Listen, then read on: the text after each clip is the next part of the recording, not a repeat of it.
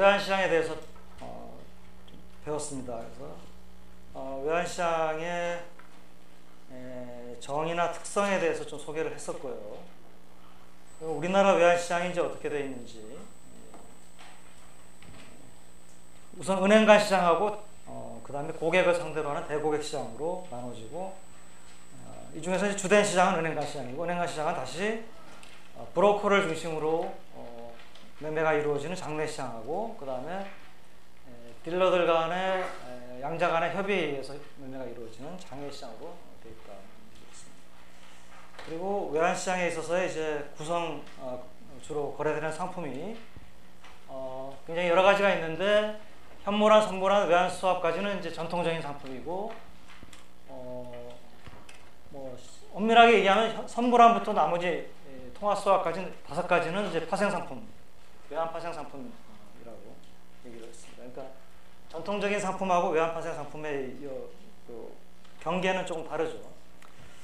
우리가 이 상품을 다 소개할 수는 없고, 이 중에서 중요한 현물환, 선물환, 외환 수합을 먼저 얘기를 하고, 시간이 되면 나머지를 간단하게 좀 얘기를 하는 식으로 진행을 하겠습니다.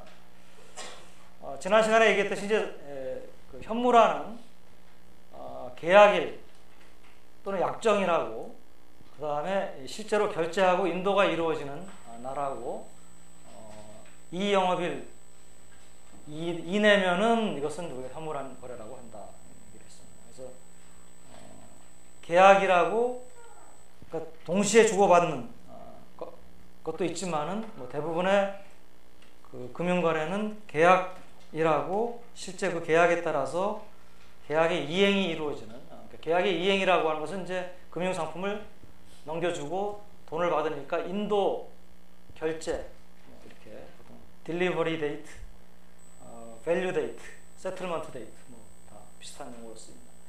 그래서 그렇게 이제 이루어지는 것이 이제 현물환이고, 선물환은 약정일 또는 계약일로부터 3영업일이 이상이 경과한 특정 일에, 그러니까 3영업일부터 이제 시작된다고 할 수 있겠죠. 인도와 결제가 이루어지는 그런 이제 외환 거래를 선물환 거래라고 합니다. 그래서 선물환 거래라고 하는 것은 뭐 오늘 계약을 하고 오늘이 화요일이니까 내일 모레까지 이루어지면 이제 결제가 이루어지면 현물환이고, 금요일이나 뭐 다음 주 월요일이나 그 이후에 이제 이루어지면 선물환 거래라고 이제 얘기를 합니다. 근데 이제 우리가 보통 이제 선물환 거래할 때, 이제 예를 들어서 뭐 1개월물이다, 1개월짜리 선물환이다라고 할 때, 오늘 약정이 이루어지면은 오늘부터 정확하게 1개월 후니까, 오늘이 지금 3월 17일인가요? 그러면 4월 17일 날 결제가 이루어지느냐? 근데 엄밀하게 얘기하면 4월 17일이 결제일이 아니고요. 오늘 결제가 이루어지는 현물환 결제일로부터 한다고 합니다. 그러니까 현물환은 보통 이제 오늘부터 이틀 후거든요. 그러니까 오늘 3월 17일이면은 실제 현물환의 결제일은 3월 18일, 3월 19일이 공휴일이 아니기 때문에 3월 19일이 결제일이고, 그로부터 한 달 후, 그러니까 4월 19일이 실제로 결제일이 됩니다. 그러니까 이거는 실제 외환 시장의 컨벤션입니다. 관습입니다. 4월 19일이 물론 공휴일이면은 그 다음으로 이제 20일이나 21일이나 이제 첫 번째 오는 영업일로 넘어가고요. 그런데 이제 만약에 이거는 뭐 또 뭐 좀 이게 좀 뭐 실제로 관습이라는 게 복잡한 거죠. 이게 만약에 뭐 3월 31일 날 결제가 이제 이루어지는, 그러니까 그 현물환에 이제 1개월짜리 선물환이다. 그런데 이제 3월 31일이 만약에 공휴일이다. 그러면 4월 1일로 넘어가야 되잖아요. 근데 달이 바뀔 경우에는 뒤로 넘어가지 않고 또 오히려 거꾸로 앞으로 돌아옵니다. 뭐 이런 이제 식의 관행들이 국제금융시장에는 있고, 이것이 국제금융시장마다 또 다 다릅니다. 시장마다. 그래서 국제금융시장이라는 게 좀 복잡한 게 이제 이런 관행 때문에 복잡한 점이 좀 있죠. 선물환 거래 예를 좀 보겠습니다. 현재 시점에서 이제 다음 사항들이 다 계약이 이루어져야 하는데, 이건 뭐 여러분들이 뭐 선물환뿐만 아니고 뭐 집 집을 계약한다, 뭐 아니면 물건 살 때 뭐 예를 들어서 가구를 사는데 가구점에서 오늘 계약은 하지만은 이제 실제로 딜리버리는 뭐 가구 공장에서 뭐 일주일 후에 집으로 온다라고 할 때 계약서에 어떤 내용이 들어가는지 여러분들도 뭐 상식적으로 뭐 경험을 해봐서 알겠지만 일단은 뭐가 들어가야 되겠습니까? 거래 대상, 내가 뭘 거래한다. 그러니까 이건 이제 사실 외환 거래는 상대적이라고 그랬죠. 한 화폐하고 다른 화폐가 교환이 되는 거기 때문에 원화를 가지고 달러를 사는 선물한 거래라고 하면은 거꾸로 달러를 가지고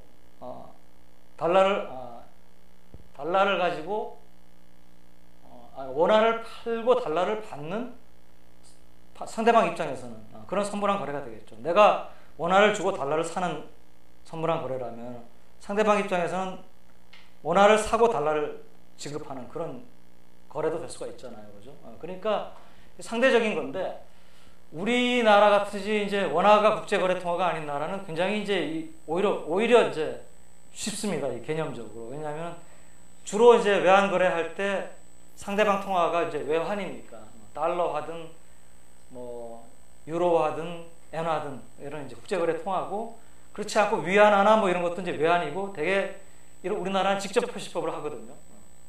그러니까 원화를 주고 상대방을 산다. 외환이 그러니까 거래 대상이 주로 이제 손쉽게 외환이 거래 대상이 되는 거죠. 이게 오히려 이제 미국이나 뭐 유럽이나 이런 데 가면은 오히려 이 사람들은 막 헷갈립니다. 그래서 이제 거래 대상은 달러고 뭐 예를 들어서 만기는 이제 90일, 3개월짜리죠, 이거는. 3개월. 90일이라고 해가지고 이게 하루하루 90일 세는 게 아니고 3개월짜리. 3개월. 거래 수량이 나오죠. 100만 달러다. 근데 거래 가격, 100만 달러를 달러당 1,150원에 거래를 한다. 산다는 얘기죠, 나는 이제. 그러면 이제 이때 거래 가격을 우리가 선물 환율이라고 부릅니다. 현물한 거래에서의 거래 가격은 현물 환율이고요. 선물한 거래에서 제시되는 거래 가격이 바로 선물 환율입니다. Forward Exchange Rate라고 부릅니다. 그 다음에 여기는 이제 매수자가 있을 거고, 매도자가 있을 겁니다. 이제 이 경우는 달러를 사는 게 아니고 이제 A라는 수출 기업이 수출 대금으로 들어오는 달러를 은행에다가 이제 원화를 받고 파는 그런 이제 달러 매도 거래가 되겠습니다. 선물한 거래이긴 하지만 수출 기업의 입장에서 달러를 매도하는 거래가 되겠습니다. 여기서 이제 한 가지 좀 얘기를 할 것은 거래 가격입니다. 거래 가격을 보통 이제 우리가 선물한의 경우에 이렇게 달러당 몇 원 이렇게 완전한 가격으로 표시를 하는 것을 우리가 보통 완전 호가라고 부릅니다. 근데 선물 환율을 표시하는 방법은 시장의 플레이어들끼리 표시를 할 때는 반드시 이렇게 완전 호가로 표시를 하지를 않고 뭐 수합률 호가 또는 수합 레이트, 수합 포인트, 수합 스프레드 뭐 여러 가지로 부르는데 이거는 이제 선물 환율하고 현물 환율의 차이를 가지고 예를 들어서 지금 $1 현물 환율이 달러당 1,110원이다. 근데 나는 1,150원에 거래를 한다. 그러면은 그냥 40원이라고 해요. 그럼 40원이면은 이게 완전 호가라고 40원이 완전 호가라고 생각하는 사람은 뭐 조금이라도 $1 환율에 대해서 아는 사람은 혼동을 안 하겠죠. 이게 40원 이상하다? 이상한 게 아니고 수합 포인트, 수합 레이트입니다. 또는 이제 어떤 경우에는 이렇게도 표시를 합니다. F 나누기 S, 그러니까 수합률 호가를 다시 S로 나눠요. 그리고는 이것을 연율로 환산을 해줍니다. 되게 이제 3개월짜리면 이걸 연율로 환산하기 위해서 곱하기 4를 해줘야겠죠. 그죠? 아까 이게 90일짜리였잖아요.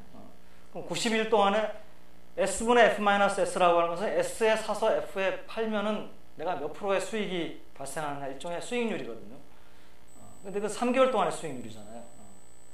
그러니까 이걸 이제 연율 호가의 경우에는 연율로 환산을 해주기도 합니다.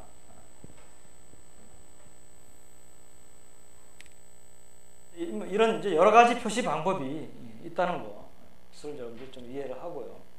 자, 선물한 거래의 경우에 아까 그 선물한 거래의 경우에 만기가 되면 어떻게 되느냐? 수출 기업은 100만 달러를 이제 수출 대금으로 받겠죠. 그러면 만기에 자기가 받은 100만 달러 계약에 따라서 은행에다가 줍니다. 이것은 이제 딜리버리가 되고요. 그 대금을 이제 받겠죠.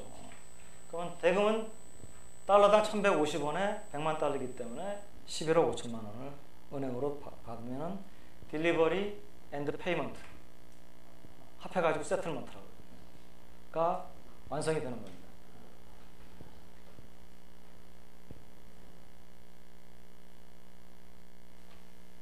자, 그런데 이 선물화는 우리가 선물환이라고 이렇게 명칭은 부르지만 원래 영어의 명칭은 forward contract입니다. 생상품을 공부한 학생들은 forward contract는 보통 선도 계약으로 번역을 많이 하죠. 그래서 선물환을 선도환이라고 부르는 사람도 있습니다. 선도환이라고. 근데 시장에서는 선도환이라고 하는 용어보다는 선물환이라고 하는 용어가 더 익숙하고요. 한국은행도 보통 우리가 많은 용어들을 한국은행에서 쓰는 표준 용어를 많이 쓰거든요. 한국은행에서도 보통 이제 다른 상품을 그 언더라잉 에시스로 하는 포워드 컨트랙트의 경우는 포워드 선도 계약이라는 용어를 쓰는데 외환의 경우에는 선물환이라고 말을 씁니다. 이게 이제 그 선물하고 혼동이 되죠. 왜냐하면 이제 선물이라고 하는 것은 거래소 같은 데에서 선도 거래를 표준화시켜 놓은 게 선물 거래거든요. 금 선물이니 뭐 이런 이제 원유 선물 뭐 이런 것들이 있잖아요. 근데 그건 선물이라고 부르는데 이 선물은 그 선물은 아니거든요.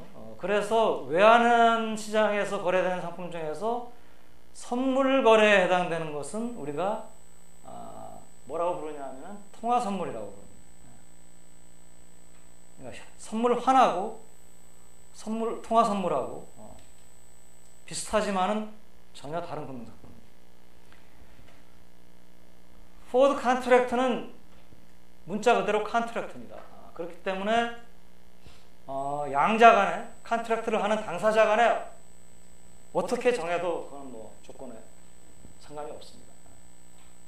물론 이제 뭐 범죄 목적이나 같은 뭐 법에 어긋나는 취지로 하면 안 되겠죠.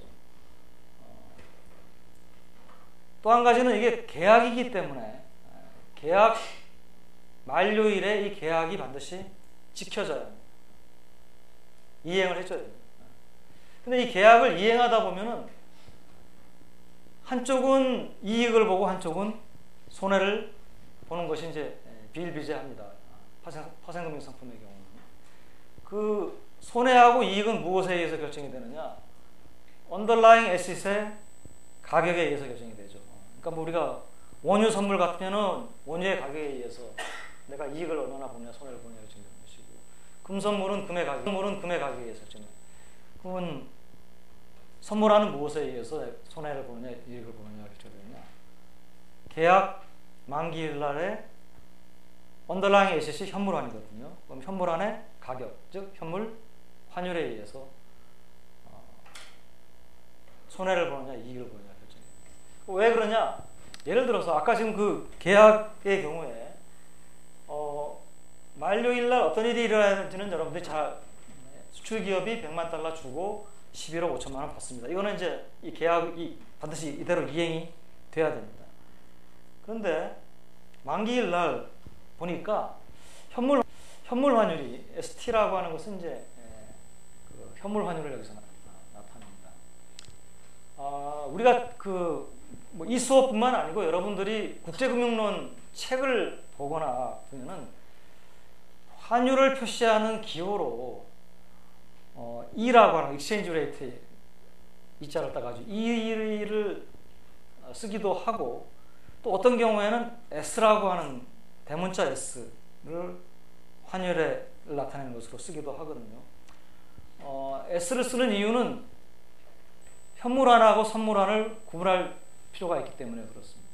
그러니까 현물 환율 같은 경우에는 스팟 익스체인지 레이트니까 S를 쓰고 구분을 해야 될 때는, 선물 환율의 경우에는 포워드 익스체인지 레이트니까 F를 쓰고, 그렇게 S하고 F를 쓰면서 S를 현물 환율로 쓰다 보니까 또 사람에 따라서는 그냥 S를 또 다른 모형에서 그냥 현물 환율을 나타내는, 이 대신에.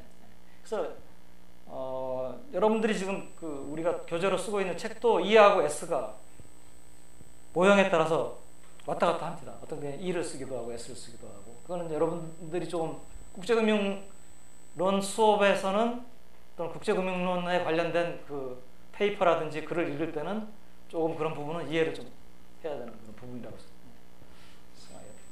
여기는 S를 썼네요. 그죠? 왜냐하면 F가 선물환율하고 구분하기 위해서. 그래서 보통 이제 선물환율은 뭐 여러 가지로 표시하지만 이런 식으로 표시를 합니다. 이 가로 열고 DT로 표시도 하고 밑에다가 하점자 스몰 t, 상점자 뭐 대문자 t 이렇게 하는데, 하나는 뭐냐면은 현재 계약 시점이고요. 이거는 t는 대문자 t는 만기일입니다. 만료 시점.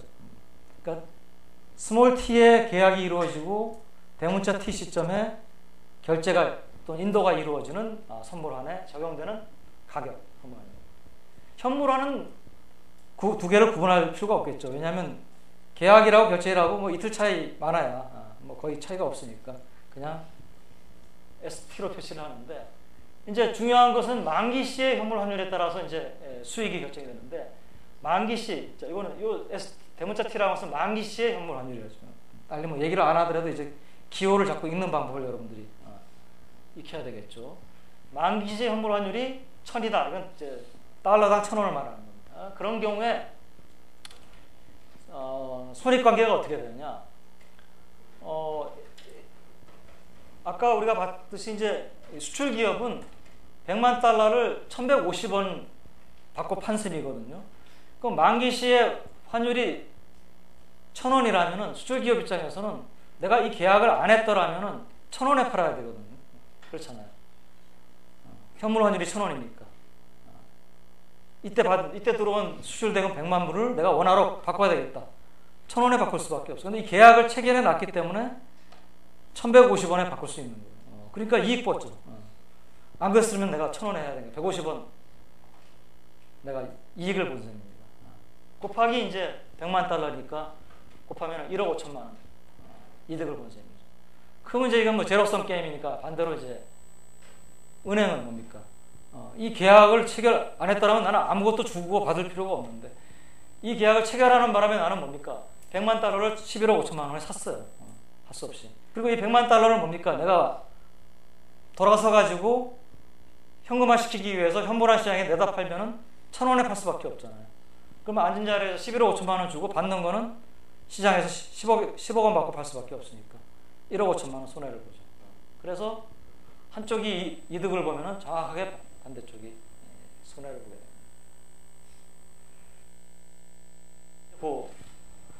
그 관계죠. 만약에 이제 반대로 만기 시에 현물 환율이 1250원이라면 이제 손익관계가 거꾸로가 되는 거죠. 수출업자는 이걸 안 했더라면 1250원에 팔 수 있었을 것을 계약을 하는 바람에 1150원에 팔아야 되니까 100원 손해본 셈이죠. 그죠? 그래서 사후적으로 이제 100원 손해본 거고, 은행은 이제 달러당 100원 이익을 본 것이고, 이렇게 이제 우리가 손익관계를 계산을 할 수가 있습니다. 그래서 이제 이런 손익관계가 무엇에 의해서 결정이 되느냐? 결국은 만기 시에 현물 환율에 의해서 결정이 되는데, 이것이 뭡니까? 이 손익관계가 만기 시에 현물 환율하고 이 손익이 1대1입니다. 여기서 1원 더 올라가면은 A 기업의 이익은 149원으로 줄고, 이거는 151원으로 늘고, 2원도 올라가면은 이제 플러스 2원, 마이너스 2원으로 바뀌고, 1대1로 변하기 때문에 이거 선형관계라고 하죠. 그래서 이거를 뭐 우리가 선물하는 이제 그 만기 시점의 환율하고 매수자의 이익, 매도자의 손실, 또는 이건 매도자의 이익하고가 서로 이제 합해서 0이 되는 것이고요. 여기가 이제 1150원이죠. 그래서 만기시 현물환율이 1150원보다 넘어가면은 매수자가, 즉 은행이 이익을 보는 것이고 매도한 기업은 손해를 보는 것이고, 떨어지면은 이제 반대가 되겠죠.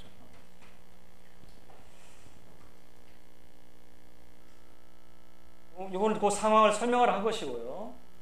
자, 그런데 그래서 이런 이제 관계를 이용해가지고, 즉 매수자하고 매도자의 손익 관계를 이용을 해가지고 선물한 거래 또는 선물한 계약 중에는 만기 시에 100만 불하고 11억 5천만 원을 다 주고받지는 않고 그 손실하고 이익 보는 부분, 그 부분만 서로 그러니까 정산을 하는 그런 이제 선물한 거래가 있다는 거죠. 그래서 그러한 선물한 거래를 우리가 non-deliverable forward라고 그럽니다. forward contract인데, forward인데 non-deliverable이에요. 딜리버를 하지 않습니다. 딜리버를 하지 않는다는 얘기는 뭐냐면은 이게 딜리버거든요. 100만 불 주고 11억 5천만 원 받고, 이게 딜리버리인데 딜리버리를 하지 않는다. 그럼 어떤 식으로 그러면 이걸 정산을 하냐? 예를 들어서 어떤 예를 가지고 할까요? 예를 들어서 만기 시점의 환율이 달러당 1,000원이 되었다고 합시다. 그러면 달러당 1,000원일 경우에는 누가 이익이냐 하면은 수출 기업은 이익을 본 셈이고 은행은 손해를 본 셈이거든요. 그 금액이 달러당 150원이고 그것을 100만 달러를 곱하면은 1억 5천만 원인가요? 1억 5천만 원을 이제 한쪽에서는 이득을 보고 한쪽에서는 손해를 봅니다. 그러면은 둘이서 100만 불 11억 5천만 원 다 하지 말고 B은행이 자기가 손해를 볼 금액이 1억 5천만 원이니까 1억 5천만 원을 그냥 A은행한테 주는 거예요. non-deliverable forward. 그러고 끝나는 겁니다. 차액만 결제하는 거예요. 그러면은 이제 이게 어떤 원래 계약을 한 거하고 어떤 뭐 차이가 있느냐? 뭐 차이가 있을 수는 있겠지만 사실 A 기업 입장에서는 원래 그 non-deliverable을 하지 않고 딜리버리 페이먼트를 다 하는 것하고 거의 비슷한 효과가 있는 것이, 자 보세요. A 기업은 만기일 날 못 따라오나? 100만 불이 들어옵니다. 100만 불이 들어오죠. 자, 계약대로 100만 불을 넘겨주는 게 아니고 1억 5천만 원만 받는 거기 때문에 이 100만 불은 자기 나름대로 처분을 해야 됩니다. 어디서 처분하겠습니까? 현물화 시장에서 처분을 언제든지 할 수 있죠. 그거는. 현물화 시장에서 처분하면 얼마가 들어옵니까? 달러당 1,000원이라고 했잖아요. 현물화 10억 원 들어옵니다. 10억 원 들어왔지만은 괜찮은 게 뭡니까? 차액 정산하는 과정에서 은행이 1억 5천만 원을 줬어요. 그러면 현물화 시장에서 팔아서 10억 원, 은행에서 받은 1억 5천만 원, 합해서 11억 5천만 원이죠. 그럼 원래 자기가 계약대로 다 이행했을 때 11억 5천만 원 하고 같은 효과가 있죠. 그래서 똑같은 이제 그 효과가 이제 나타날 수가 있게 됩니다.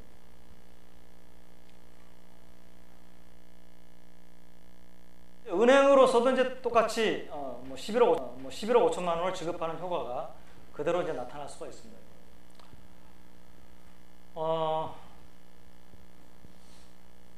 그래서 이런 non-deliverable forward가, 그러니까 우리가 forward contract는 이 컨트랙트이기 때문에 뭐 이것이 어떤 법이 금지하는 어떤 이제 목적의 거래나 뭐 이런 형태의 거래가 아닌 이상은 양자간에 얼마든지 형태를 정할 수가 있어요. 예를 들어서 뭐 날짜도 90일이 아니고 107일 후에 뭐 하자. 뭐 119일 후에 하자. 만기를. 그 다음에 이제 딜리버리도 그냥 일반적인 포워드 컨트랙트로 하자. 또는 non-deliverable로 하자. 둘이서 그냥 뭐 합의만 하면 되는 겁니다. 그럼 non-deliverable forward가 이제 왜 어떤 경우에 이것이 유용하냐? 일반적으로는 이제 그 일반적인 포워드 컨트랙트하고 non-deliverable forward하고 뭐 별 차이가 없어요.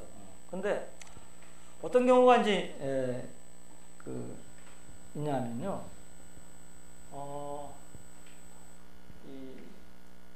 역외의 포워드 컨트랙트 시장, 즉 역외의 선물한 시장이 만들어질 때가 있습니다. 자, 뭐 새로운 용어가 등장했네요. 역외라는 게 뭐냐? 우리가 보통 역내 시장, 역외 시장이라고 얘기를 할 때는 이제 우리나라 국경 내하고 국경 외입니다. 어떤 나라의 국경 내하고 국경 외. 그런데 여기서 이제 외환 시장으로 해서 역외 역내는 뭐냐? 우리나라 입장에서는 원화가 우리나라 화폐죠. 원화가. 그러면 우리나라 원화가 관련된 시장인데 이 관련된 거래가 우리나라 국경 내에서 그 거래가 이루어지면 역내 시장입니다. 근데 뭐 $1 거래든 N 거래든 원 바트 거래든 무슨 거래든 실제로는 $1 거래가 대부분이지만 이것이 우리나라 국경 내에서 이루어지지 않고 싱가포르에서 이루어진다. 홍콩에서 이루어진다. 그러면 이것은 역외 시장이라고.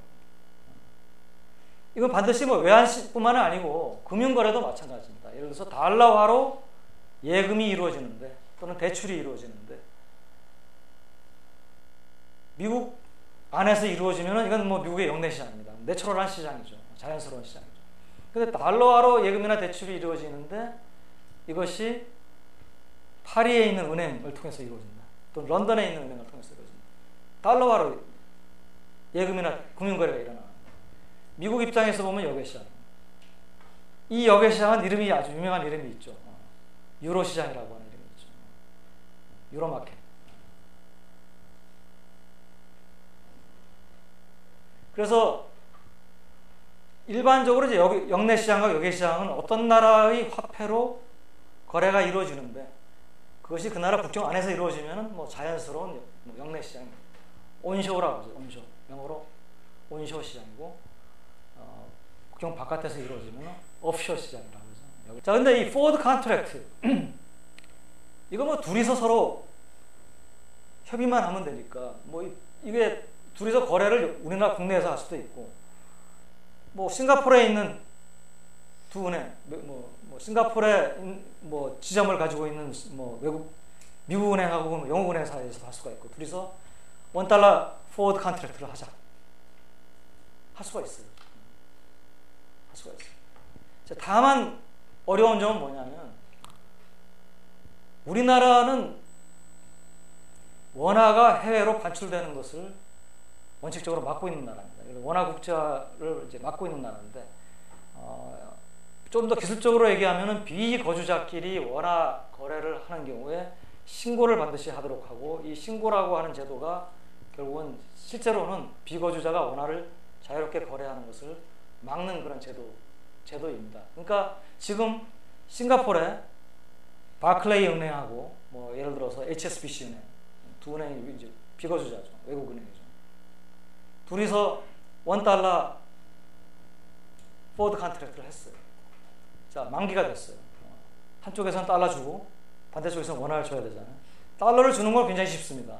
달러는 이거는 완전히 국제적인 통화로 미국이 어디서 거래든지 막지를 않기 때문에 얼마든지 달러를 가지고 지급하는 거는 싱가포르이 아니고 우리나라 안에서도 가능하고 다.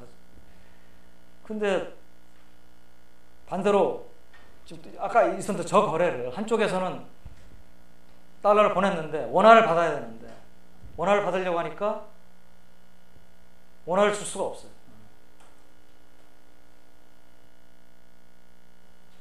못 주게 하는 우리나라. 자, 그러면은 이 시장이 만들어질 수가 없잖아요. 근데 실제로 만들어졌어요. 어떻게 만들어졌느냐?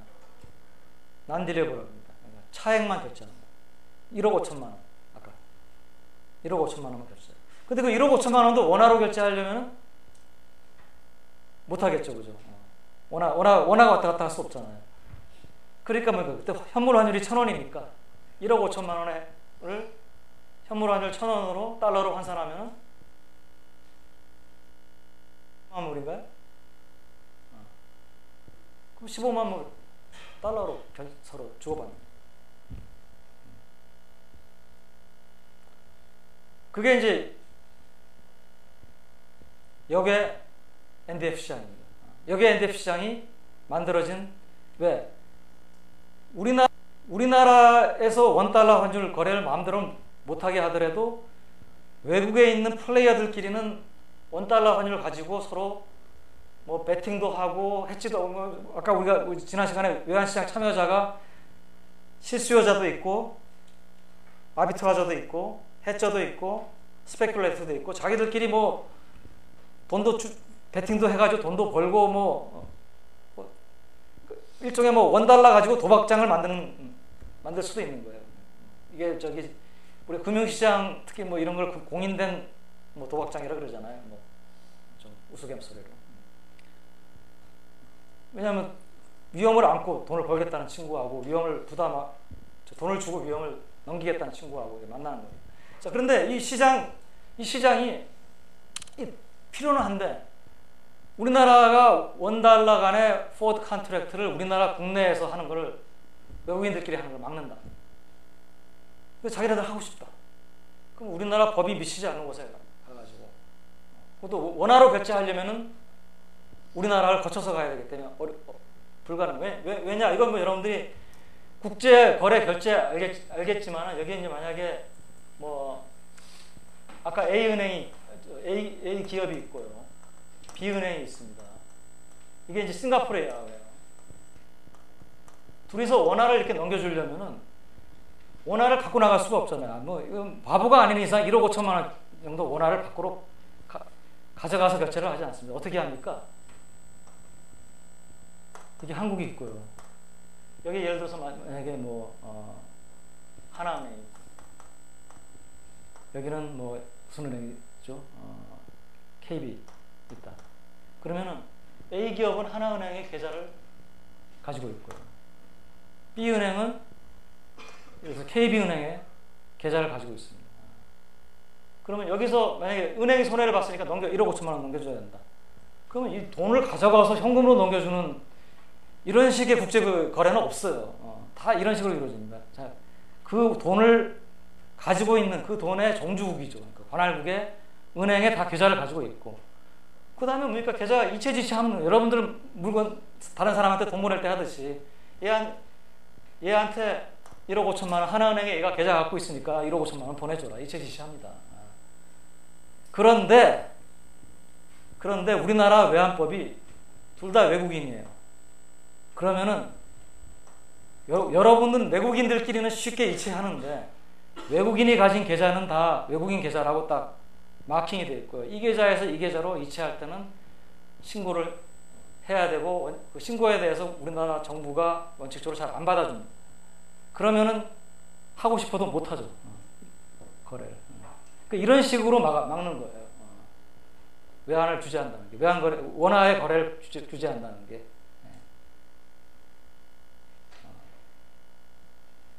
그래서 물론 1억 5천만 원 007 가방에 숨겨가지고 나와가지고 주면은 할 수는 있죠, 그거는. 근데 그게 뭐 1억 5천만 원 정도면은 뭐 어떨지 모르겠지만은 뭐 이게 15억이고 뭐 100억이고 큰 돈이 되면은 못하죠, 이거는. 그렇게 많은 돈을 어떻게, 암만 5만 원짜리가 생겼다 하더라도 힘든 일이겠죠, 그죠? 오케이. 근데 이제 왜 그러면 이런 NDF 시장이 생겼느냐? 자, 우리나라 NDF 시장이 처음에 생긴 것은 일단은 원화가 아까 얘기했는데 원화의 국외 반출이 제약이 있다. 원화의 국외 반출이 제약이 있다라고 하는 것은 물리적으로 반출하는 것도 제약이 있지만 아까 얘기한 대로 뭡니까? 비거주자끼리 원화를 주고받는 것을 하려면은 우리나라에 가진 계좌를 해서 이체가 돼야 되는데 이걸 막고 있어요. 규제예요, 이것은. 외환 규제입니다. 두 번째, 그러면은 우리나라 안에서 하면 되지 않느냐? NDF 거래 굳이 싱가포르에서 하지 않고 여기 안에서 하면 되지 않느냐? 근데 과거에 우리나라가 이와 같은 파생 상품 거래, 그러니까 선불한도 파생 상품 거래, 외환 파생 상품이거든요. 환불안에 대응돼서 외환 파생 상품 거래는 실수요를 위한 거래. 실수요를 위한 거래라는 것은 이제 수입업자가 그러니까 외국의 수입업자가 예를 들어서 뭐 원화로 돈을 주고 수입을 해야 되는데 해지를 해야겠다. 아니면 뭐 우리나라 국내 주식시장에 투자하는 투자자인데 이거 원금 다시 회수해서 갈 때 그때 이제 환율이 바뀌면은 위험하니까 내가 그걸 해치를 해야겠다. 이게 이제 이런 걸 실수요라고 그러거든요. 이 실수요가 있다는 것을 증명을 해야 됩니다. 근데 이 외환시장 참여자 중에는 실수요가 있어서 참여하는 사람만 있는 게 아니고요. 뭐가 있습니까? 아비트라자라든지 또는 스페큘레이터가 있잖아요. 이 사람들이 없이는 외환시장이 클 수가 없어요. 형성이 되기 어렵습니다. 되게 상대방이 있어줘야 되거든요. 그러니까 근데 그런 거래를 하고 싶은데 즉 국제적인 IB들이나 금융기관들은 이런 뭐 아비트라지 거래라든지 또는 스페큘레이션 거래를 하고 싶은데 실수요 증명을 못 하는 거예요.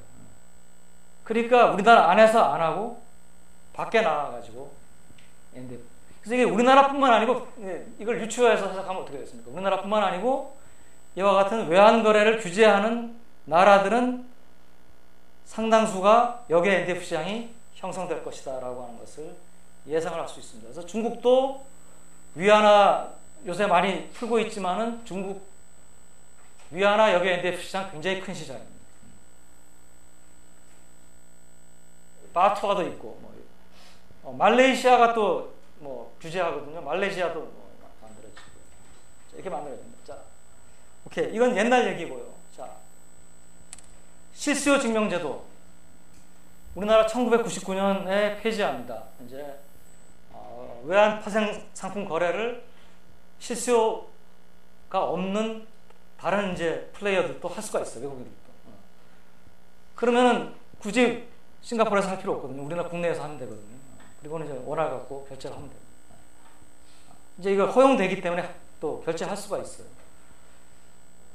여러분들 이제 내추럴하게 생각하기는 그러면 이거 싱가포르하고 홍콩에 이제 만들어졌는데 여기 NDF 시장이 얘네를 죽겠구나 이제. 왜냐하면 국내에서 하는 게 이제 손쉬울 거 아니에요. 근데 아이러니컬하게도 안 죽습니다. 국내 선물한 시장 물론 굉장히 활성화됩니다. 우리 봤잖아요. 선물한 거래 규모가 굉장히 빨리 큽니다. 우리나라. 그렇지만 여기에 싱가포르하고 홍콩에 있는 여기 NDF 시장, 원달러 시장 계속 성장합니다. 그 이유가 뭐냐? 이게 이제 그 시장의 유동성입니다. 시장이라고 하는 것이 한번 만들어져 가지고 거래가 활발해지면은 이제 유동성이 생기거든요. 유동성은 무엇하고 연결이 되냐면 그 시장에 참여해서 거래를 하려고 하는 사람들의 거래 비용을 줄여줍니다. 유동성이 풍부하다라고 하는 것은 내가 매매를 하려고 할 때 상대방을 굉장히 쉽게 찾을 수 있다는 얘기거든요. 매매 비용이 작아요. 거래 비용이 작아요. 거래 비용이 작으면 시장 안 죽습니다. 계속 그 시장도 큽니다.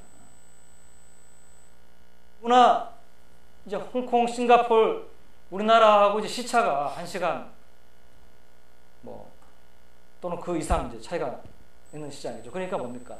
우리나라 외환 시장이 문을 닫아도 그쪽 외환 시장은 열려 있죠. 한두 시간 동안. 그러면은 우리나라 외환 시장에서 외환 거래를 못했다 하더라도 그 시장에서 할 수가 있잖아요. 그러니까 그런 또 목적에서도 그러니까 이 참 재미있는 것이 시장이라고 하는 것이 한번 이렇게 유동성이 큰 시장이 한번 발전이 되면은 그 시장이 국내에서 하도록 만들어줘도 처음부터 우리가 국내에서 파생상품 거래하도록 이렇게 자유롭게 하도록 했으면은 여기 NDF 시장 원달러 여기 NDF 시장 절대로 만들어지지 않습니다.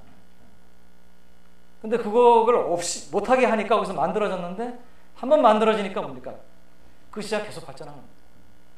그게 이제 시장의 특징인 거죠. 외환 수합. 외환 수합은 뭐냐면요.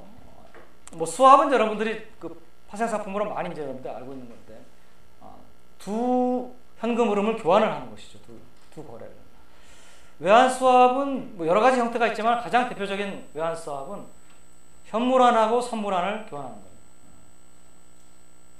즉 아까 그 거래를 생각해 봅시다.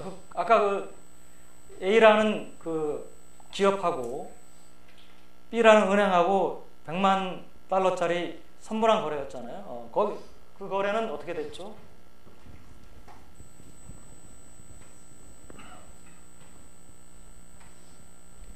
A 기업이 있고요. B은행이 있고, 만기, 이거는 이제 선물한 거래이기 때문에 실제 현금으로는 뭐가 일어나냐, 만기일 날, 이때가 만기, T라고 하는 만기일 날, 100만 불이 이제 이게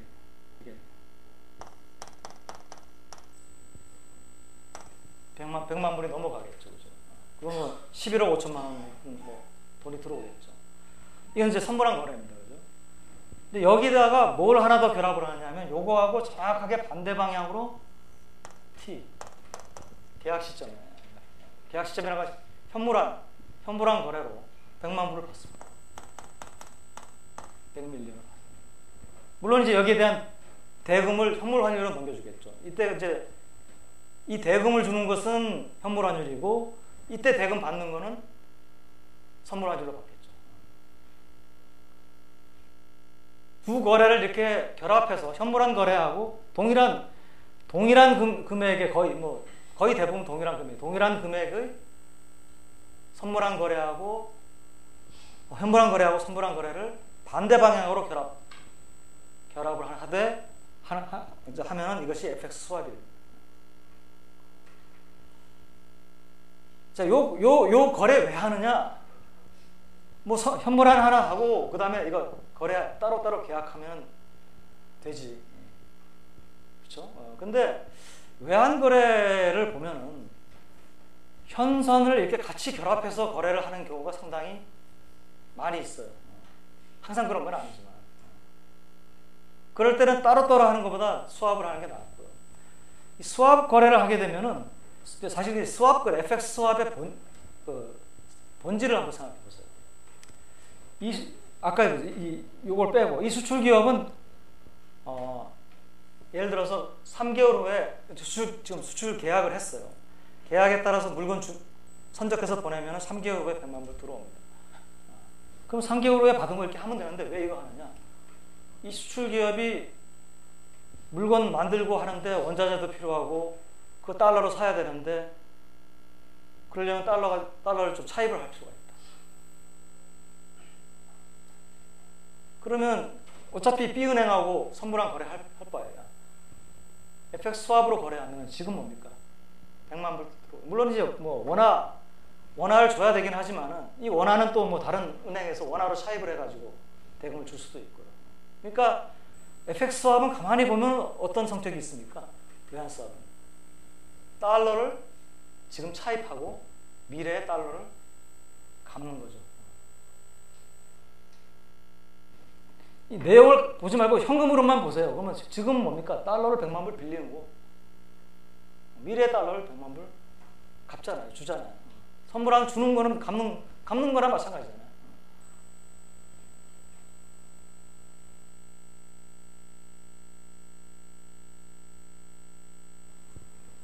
FX 스왑이 현선을 결합한다라고 했지만은 사실은 달러를 지금 조달하고 미래 그 조달한 달러를 갚는 그런 거래라고도 볼 수가 있습니다.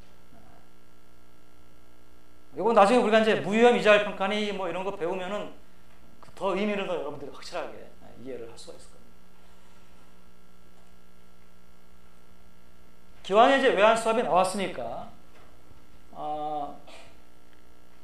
통화 스왑이라고 하는 것을 한번 얘기를 하죠. 자, 외환 스왑이 기본적으로 뭐라 그랬습니까? 현재 달러를 빌리고 미래 달러 갚는 거잖아요. 그죠? 그러니까 기본적으로 이 거래에서 A가 B에게 지불해야 될 게 뭐겠습니까? 이자를 지급해야 되죠. 빌리고 갚는데 이자 당연히 지급해야 되죠. 현물하고 선물 하나의 차이는 이자율하고 관련이 있습니다. 근데 가만히 생각해 보면 여기에 좀 어떤 점이 항상 이 외환 거래는 양면이 있다 그랬잖아요. A 기업은 달러를 빌리고 미래 달러 갚지만 B 은행은 뭡니까? 거꾸로 이제 이게 원화의 흐름이 있잖아요. 원화를 빌리고 미래 원화 갚는 거나 마찬가지예요. 그러면 B 은행은 A 기업한테 뭡니까? 원화 이자율을 줘야 됩니다. 따라서 이 둘이서 주고받는 금액의 차이가 뭐라 그랬습니까? 선물 환율하고 현물 환율의 차이죠. 그것은 무엇의 차이하고 관계가 있겠습니까? 원화 이자율하고 달러 이자율의 차이하고 관계가 있어요. 그게 바로 무위험 이자율 평가입니다. 나중에 배우겠지만. 그래서 이 거래를 그 차입하고 상환의 거래, 대차 거래로 이해를 하면은 참 이 국제금융을 이해하는 게 편해요. 외환사업 거래라고 하는 것은. 자, 지금 이제 이 거래는 3개월짜리 거래이기 때문에 그냥 단순히 이걸로 끝나는데, 이 주고받는 이 현하고 선물하는 거래 사이가 3개월이 아니고 뭐 한 3년이다, 5년이다 이렇게 길다고 합시다. 그러면은 B은행은 이 가져간 100만 불 가지고 이거 가지고 이 A 기업은 빌린 100만 불 가지고 뭐 예를 들어서 투자를 할 수도 있잖아요. 투자하면은 투자한 데서 뭐 금리가 발생합니다. 이자가 6개월마다 이자가 발생하든지 1년마다 발생. A 기업, B은행도 이제 그 A 기업으로 또 원화를 받았으니까 원화를 놀리지는 않을 거 아니에요. 그러면 이제 이걸 뭐 원화 국채나 이런 데 투자합니다. 금리 발생합니다. 그러면은 예를 들어서 고민거리가 생깁니다. 왜? 이게 100만 불 받아서 100만 불 갚으면은 내가 환위험 없이 그냥 다 끝났는데 중간에 이자가 막 발생하는데 이자도 이것도 해지를 해야 돼요. 왜냐하면 이자 그냥 내가 달러로 갖고 있거나 뭐 달러로 줘야 되는 거라면은 그 원 달러 환율이 중간에 변함에 따라서 그 이자에 대한 실질 부담이 바뀌잖아요. 그러니까 그 기간이 길어지게 되면은 이자 부분까지도 서로 주고받자 발생하는. 그게 이제 통화 선물이라고 합니다. 기간이 길어지면은 나중에 이제 그러니까 통화 선물이 아니고 용어가 통화 스왑이라고 우리가 보통 줄여서 부르고 영어로는 이제 크로스 커런시 보통 통화 스왑이라고 부르는데 보다 정확한 용어는 이제 크로스 커런시 인터레스트 레이트 스왑이라고 하는 것인데요. 그러니까 통화 스왑은 외환 스왑의 기간이 길어지기 때문에 발생하는 이자를까지도 서로 교환하는 거다. 이렇게 이해를 하면은 쉬울 것 같습니다. 뭐 보다 상세한 건 여러분들이 파생상품 시간을 통해 가지고 이해를 하도록 할 거예요. 그래서 이제 지금 외환 스왑까지 설명을 했고요. 시간이 조금 남는 것 같으네요. 그죠? 그래서 다른 거를 좀 간단하게만 얘기를 하겠습니다. 이거 뭐 파생상품 시간이 아니니까. 통화 선물.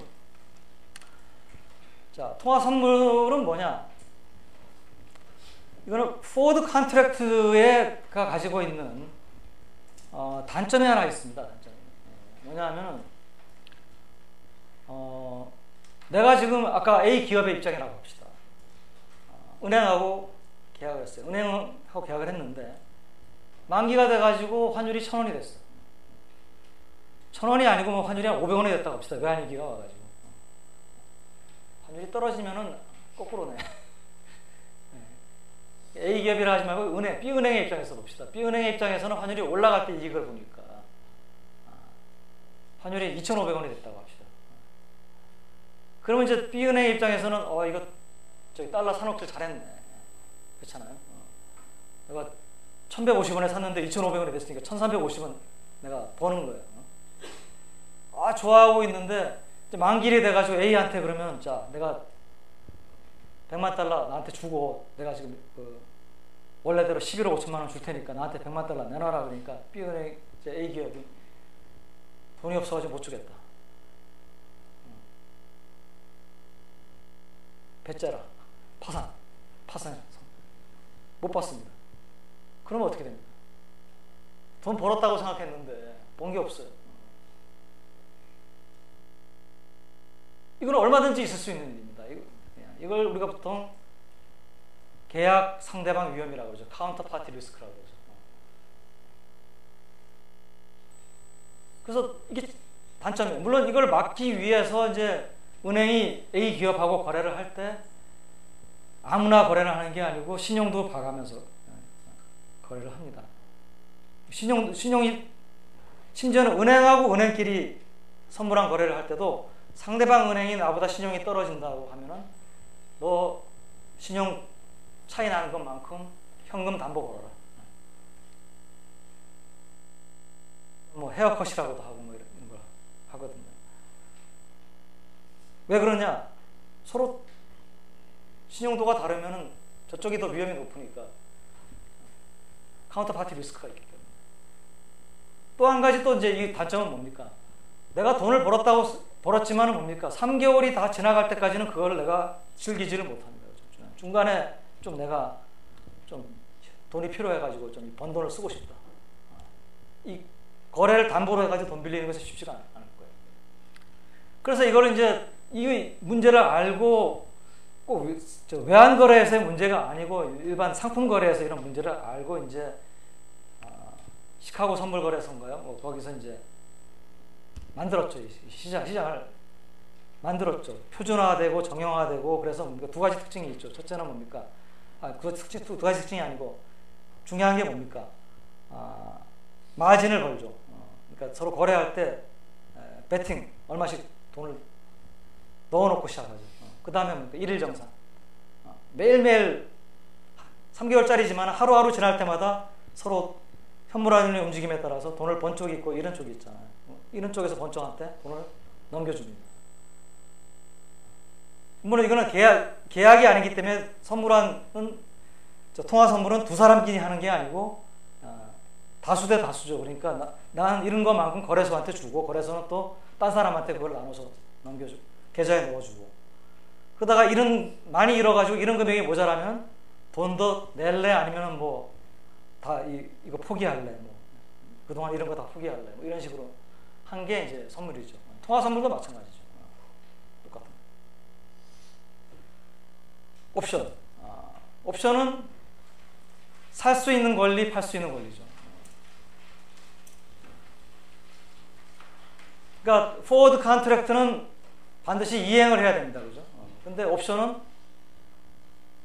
이행을 해도 되고 이행을 안 해도 되는 그 선택권을 거래 쌍방 중에서 어느 한쪽에 줍니다. 그죠?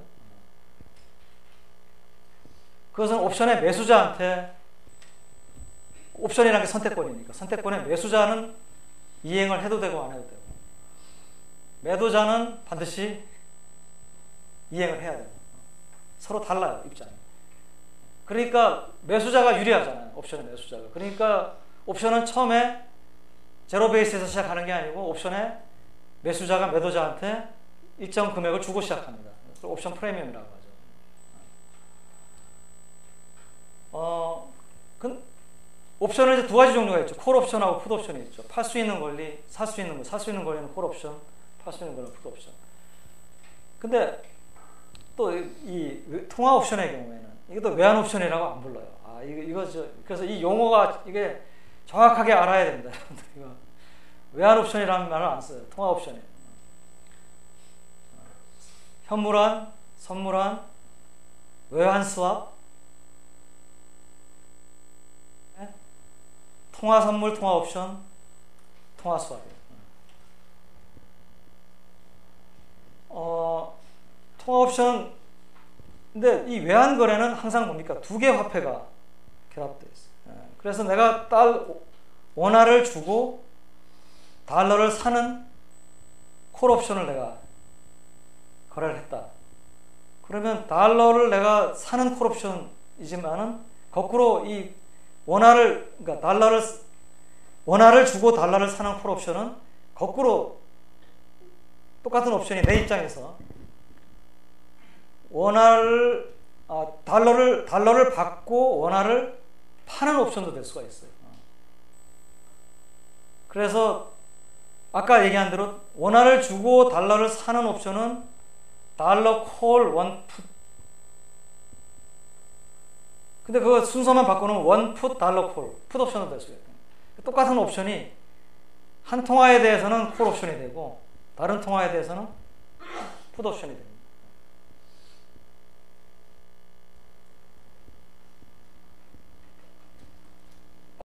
그것만 달라요.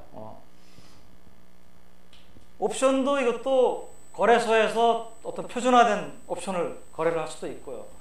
일반적으로 많은 옵션들은 장외에서 계약으로 이루어지는 옵션들이 이제 많죠. 이 구체적인 예는 옵션은 이제 콜옵션의 경우에 행사 가격이 있고요. 이만큼 프리미엄을 주고 시작하기 때문에 행사를 하지 않으면 이만큼 일단 손해를 보고 시작합니다. 이게. 근데 이제 행사를 할 때는 이제 유리해지면 이거보다 손해를 줄일 수 있으면 행사를 하겠죠.